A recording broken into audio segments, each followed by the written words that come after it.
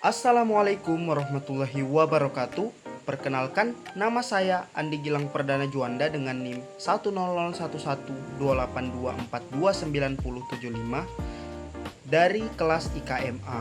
Dengan saya membuat video ini ingin memenuhi tugas mata kuliah dari Teknologi Kesehatan Lingkungan yang isinya itu saya mereview jurnal dan meresume jurnal yang berjudul Smart Environment Analysis of Water Management Policy in Makassar. Jurnal ini membahas tentang pengelolaan air minum di Kota Makassar masih menjadi persoalan penting seiring dengan pertumbuhan penduduk yang terus meningkat setiap tahunnya. Kebutuhan air bersih semakin besar, namun distribusi air oleh PDAM belum sepenuhnya merata dan konsisten. Kondisi ini menyebabkan sebagian masyarakat mengalami kesulitan air bersih, terutama pada musim kemarau.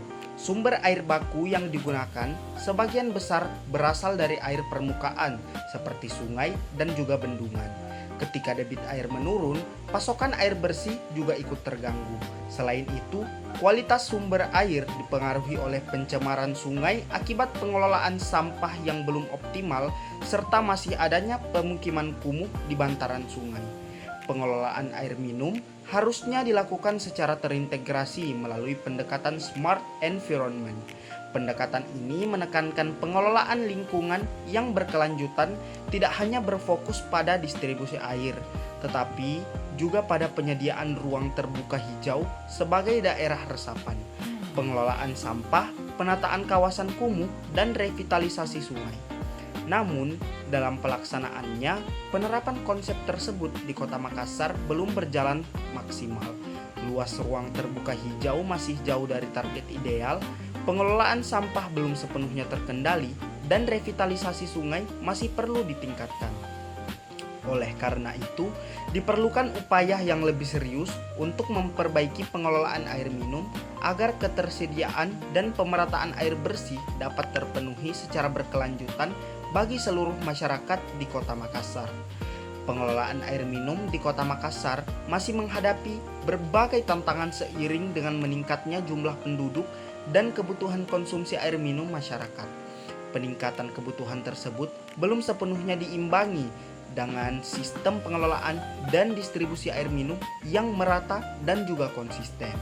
Distribusi air minum yang dilakukan oleh PDAM masih mengalami ketidakstabilan, sehingga pada kondisi tertentu, terutama saat musim kemarau, sebagian masyarakat mengalami keterbatasan akses terhadap air bersih dan juga air minum. Sumber air baku yang digunakan berasal dari air permukaan seperti sungai dan juga bendungan. Ketika debit air menurun, kapasitas produksi air minum juga ikut terdampak. Selain faktor kuantitas, kualitas sumber air baku turut mempengaruhi penyediaan air minum. Pencemaran lingkungan, khususnya pada sungai, berpotensi menurunkan kualitas air baku yang kemudian berdampak pada proses pengelolaan air minum. Pengelolaan air minum seharusnya dilakukan secara terintegrasi melalui pendekatan Smart Environment. Pendekatan ini menekankan pengelolaan sumber daya secara berkelanjutan tidak hanya pada proses produksi dan distribusi air minum, tetapi juga pada pengelolaan lingkungan yang mendukung ketersediaan sumber air baku. Namun, dalam pelaksanaannya, penerapan pendekatan tersebut di Kota Makassar belum berjalan optimal. Oleh karena itu, diperlukan upaya peningkatan pengelolaan air minum yang lebih terencana, konsisten, dan berkelanjutan agar kebutuhan air minum masyarakat dapat terpenuhi secara merata. Baik, segitu dulu yang dapat saya jelaskan. Lebih kurangnya mohon dimaafkan. Wassalamualaikum warahmatullahi wabarakatuh.